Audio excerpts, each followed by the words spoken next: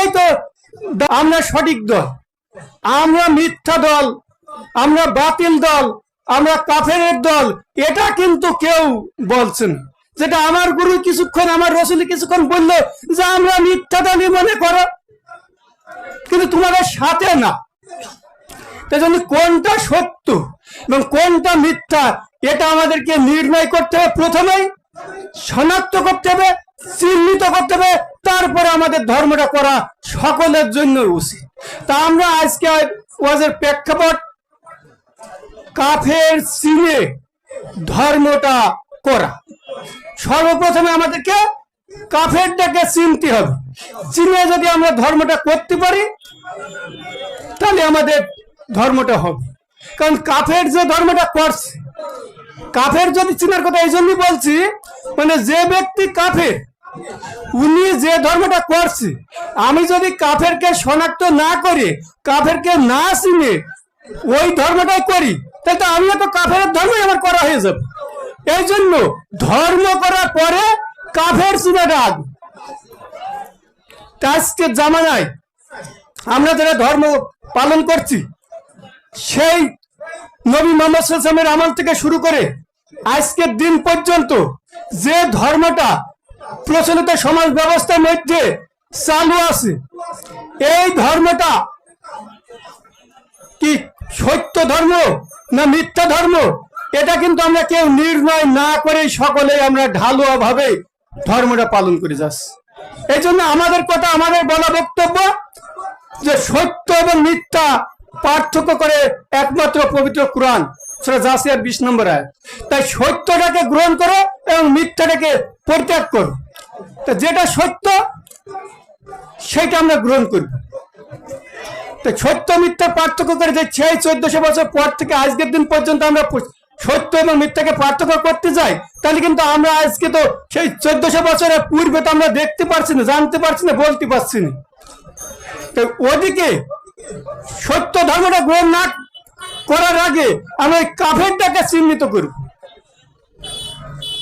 সে নবী মুহাম্মদের পর থেকে আজকের দিন পর্যন্ত যে ধর্মটা চালু আছে, কারণ কারবালার প্রান্তরে হোসেনকে কতল করে এজিদ বাহিনী যে হোসেনকে কতল করে যে ধর্মটা আজকের দিন পর্যন্ত চালু রেখেছে, এটা এজিদি ধর্ম না মুহাম্মদী ধর্ম? এইখানে কিন্তু আমাদের একটা গোলক ধাঁধার মতো ধাঁধা আছে। আমাদের সমাজে যারা আছি, যারা আমরা ধর্ম পালন করছি, তারা কিন্তু আমরা মনে করছি এইটাই মুহাম্মদী ধর্ম, এইটা বিশ্বাস করে কিন্তু আমরা এই ধর্মটা পালন করে আসছি। এখন আমরা দেখবো যে আদৌ এটা মুহাম্মদী ধর্ম, হুসাইনি ধর্ম, এটা মুহাম্মদী ইসলাম, হুসাইনি ইসলাম না ইয়াজিদি ইসলাম বর্তমানে প্রেক্ষাপটে প্রচলিত আছে। এই জন্য, কারণ সেই 1400 বছর আগে তো আমরা কেউ ছিলাম না। এখন বর্তমান প্রেক্ষাপটে যেমন কিছুদিন আগে উদাহরণস্বরূপ বলতে হয় যে 2 বছর 5 বছর আগে বাংলাদেশের যে সরকার যে আইন করেছিল, পরবর্তীতে এই 5 তারিখের পরে সকল আইন মুছে দিয়ে বর্তমান সরকার যে আইন আছে তিনার আইন চালু করে গেছে। তাহলে যারা আজকে মনে করছে 1400 বছর পূর্বে নবী মুহাম্মদ সাল্লাল্লাহু আলাইহি ওয়াসাল্লামের ধর্ম যেটা ছিল, ওই ধর্মটা ততদিন পর্যন্ত বহাল ছিল, ততদিন পর্যন্ত তৎকালীন সমাজে চালু ছিল, যতদিন পর্যন্ত ওই মুহাম্মদ ইসলাম, হোসেন ইসলামটা তৎকালীন তারা ক্ষমতায় ছিল। তাদেরকে যখন কারবালার প্রান্তরে কতল করার পর যিনি যে ইসলামটা চালু রাখলেন, চালু করে রেখেছেন, এই ইসলামটা নিশ্চয় মুহাম্মদী ইসলাম না।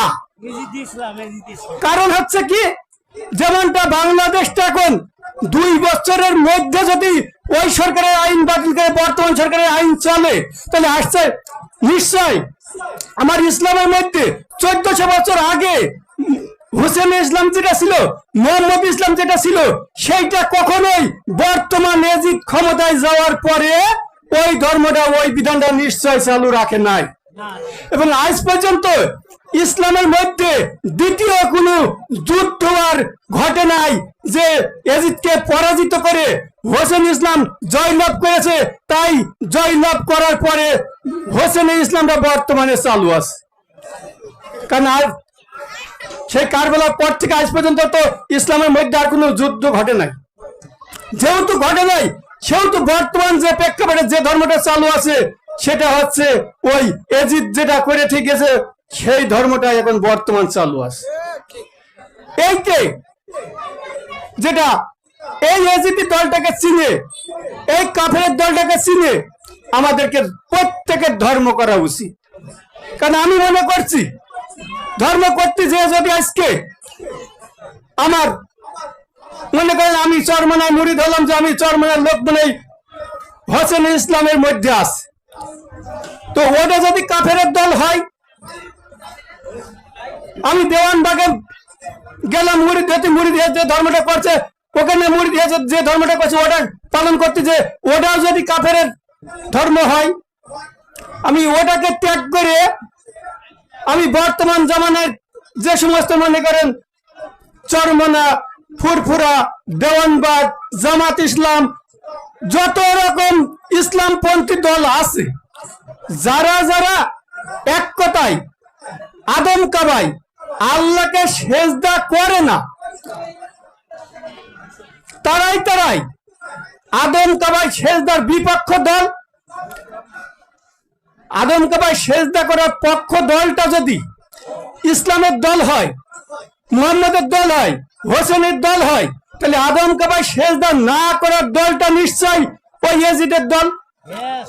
যারা আজ পর্যন্ত আদম কাবাই আল্লাহকে সেজদা করে না, তাদের দলে যে যদি আমরা ভর্তি হয়ে ওই কাজটা করি, তাহলে আমাদেরকে ওই কাফের না চিনে ইবাদত করা শামিল হয়ে যাবে। তাহলে আমরা সর্বপ্রথমে কাফেরকে শনাক্ত করবো কি দিয়ে? যেটা আমার যারাই আদম কাবাই আল্লাহকে সেজদা করে না, এবং আমার রাসূল যেহেতু বলে গেলেন টুপি পাগড়ি লম্বা লেবাস পরিধান করে মোষ কেটে আজকে যারা ওই আদম কাবার বিপক্ষে যে ধর্মটা পালন করছে, তারাই কাফের দল। কারণ হচ্ছে তারাই মুমিনের দল যারা আদম কাবাই আল্লাহ বিশ্বাস করে একজন রসুলের কাছে, একজন আদম কাবাই আল্লাহকে সেজদা করেছে একজন সম্রাট গুরুর কাছে, বায়াত গ্রহণের মাধ্যমে সেজদা করে শয়তান থেকে মুক্ত হয়ে পবিত্র হয়ে ইবাদত করছে, তারা ওই কাফের থেকে মুক্ত হয়ে তারাই মুমিনত্ব লাভ করেছে, তারাই মুমিন। তাদের মুমিনরা যে ধরনের ইবাদত করছে সেইটাকে আমি সকলকে করার জন্য আহ্বান জানাচ্ছি।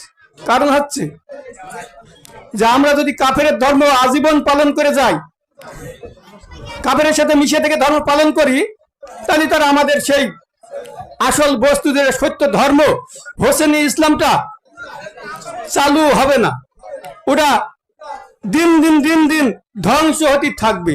তাই আমরা ওই কাফেরদের থেকে বেরিয়ে এসে, আমরা সংখ্যায় যত কম হই না কেন, কাফেরদের থেকে বেরিয়ে এসে ন্যূনতম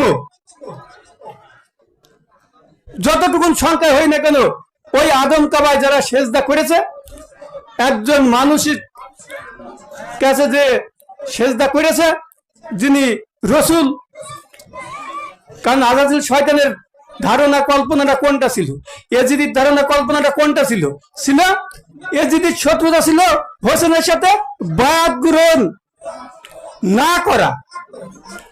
এই বায়াত গ্রহণটা বললেও আবার একটু পেশ লেগে যায়। আমরা আজকে সমাজে বলি না যে আমরা বায়াত গ্রহণ করলাম বা বায়াত হলাম, এক কথা বায়াত গ্রহণ করেছি তো, আমাদের এই বায়াত গ্রহণ করেছি এই কথাটাও একটা ভুল কথা।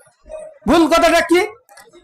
বায়াত শব্দের অর্থ আমরা অধিকাংশ মানুষই কিংবা গুরু কিংবা ভক্ত অধিকাংশ মানুষই জানি। বায়াত শব্দের অর্থ হচ্ছে বিক্রয় হওয়া। তাহলে আমরা বলবো বিক্রয় হয়েছে গো। তাহলে কার কাছে বিক্রয় হবে? তুমি যদি ধান পাট ভুট্টা আজকে বাজারে নিয়ে যাচ্ছ, একজন আড়তদার কিনছে, ওনার কাছে তুমি বিক্রি করতে পারছো। তাই তুমি বিক্রি হবা, তুমি একজন মানুষ, তুমি বিক্রি হবা, তোমার তো একটা ক্রেতা থাকা লাগবে, তোমার কেনবে কিনা? তুমি বিক্রি হবা নিয়ত করলি, তা তোমার ক্রেতা যদি তোমার না থাকে তো তুমি বিক্রি হবা না কোন জায়গায়? তাই তোমার বিক্রি হতে হলে তোমার একজন রসুলের কাছে বিক্রি হতে হবে, এবং একজন রসুল বর্তমান থাকা লাগবে। সেই রসুল তোমাকে কেনবে, ক্রেতা রসুল, বিক্রেতা একজন সাধারণ মানুষ। তাই রসুলের কাছে বিক্রি হওয়ার নাম হচ্ছে বায়াত গ্রহণ করা বা বায়াত হওয়া। তাহলে আমরা যখন রসুলের কাছে বিক্রি হয়ে যাব একবার, যে কথাটা আমার রসুল পূর্বে বললে যে আমি যখন নিজামের কাছে বিক্রি হয়ে গিয়েছি, তারপরে তো আর নিজামের হুকুম ছাড়া আমি তার কোনো কাজই করতে পারি না, কোনো কথাই বলতে পারি না, কোনো কিছু করতে পারি না। তা আমরা যারা ভক্ত, যার যার রসুলের কাছে আমরা বিক্রি হয়েছি, আত্মসমর্পণ করেছি, সেজদা করেছি, ওই দিন থেকে তার কাছে আমরা বিক্রি হয়ে গেছি। আমাদের ভিতরে যে আমিত্ব সত্তা, ইচ্ছা শক্তি ছিল, ওই ইচ্ছা শক্তিকে সেজদার মাধ্যমে ধ্বংস করে আমরা রসুলের কাছে বিক্রি হয়ে গেছি। এই বিক্রি হওয়ার পরে আর নিজের ইচ্ছা অনুপাতে কোনো কাজ আমরা করতে পারি না, করব না। নিজের ইচ্ছা অনুপাতে কোনো কাজ করব না, রসুল যাহা বলে তাই করব। এটার নামই আছে বায়াত হওয়া বা বিক্রয় হওয়া।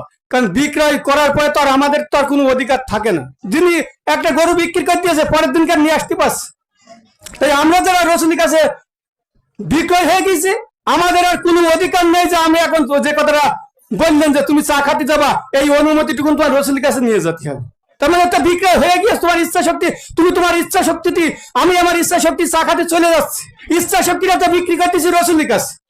তাই বিক্রি করার পরে যদি আমি আবার ফেরত নিয়ে নিই, তাহলে আমরা কিন্তু অঙ্গীকার ভঙ্গকারী হয়ে যাচ্ছি। তাই ওই সূরা আল ফাতর 10 নম্বর আয়াতে বললো যে অঙ্গীকার ভঙ্গকারী হওয়া যাবে না।